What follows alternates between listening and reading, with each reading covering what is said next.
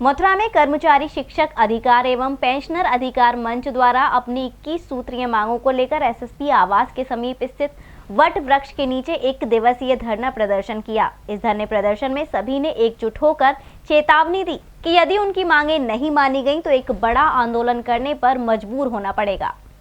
कर्मचारी शिक्षक अधिकारी और पेंशनर अधिकारी मंच के बैनर तले 1 दिवसीय धरना देते यह सभी लोग विभिन्न विभागों के कर्मचारी अधिकारी और पेंशनर्स हैं, जो पुरानी पेंशन बहाल करने, कैशलेस चिकित्सा सुविधा, वेतन विसंगति आदि 21 सूत्रीय मांगों को लेकर एक मंच के तहत एकत्रित होकर आंदोलन की राह पर हैं। इन्हीं मांगों को लेकर 1 दिवसीय धरने पर बैठे इन सभी कर्मचारियों का कहना था कि सरकार को उनकी मांगें माननी ही होंगी और वह हर हाल में अपनी मांगों को मनवा कर रहेंगे। सभी का कहना था कि सरकार निरंतर कई महीनों से कर्मचारियों पर एस्मा लगाकर तानाशाही रवैया अपना रही है, जिसे कतई बर्दाश्त नहीं किया जाएगा।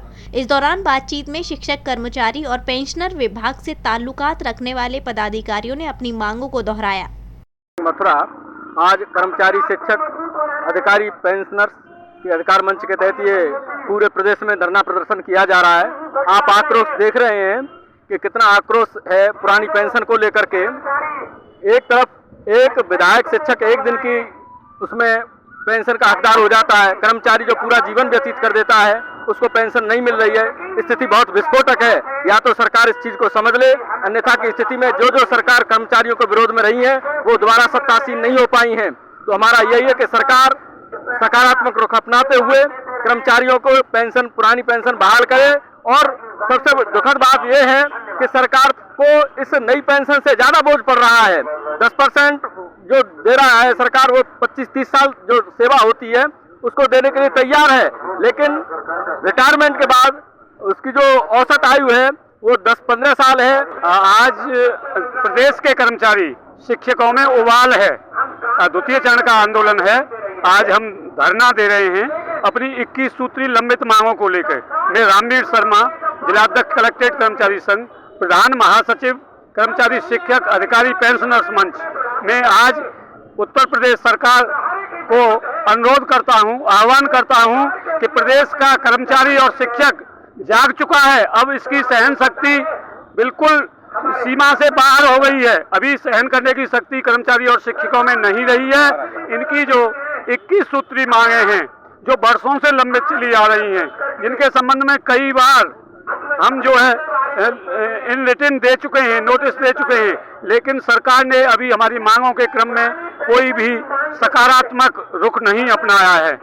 ऐसा है, सरकार अपनी तरफ से पूरी कोशिश करती है। अगर कर्मचारी आंदोलन करता है तो आंदोलन रोकने का पूरा प्रयास करती है और पूरे प्रयास किए गए हैं। और इसका जीते जागते जो हमारे पुराने आंदोलन हुए उसमें उदाहरण है।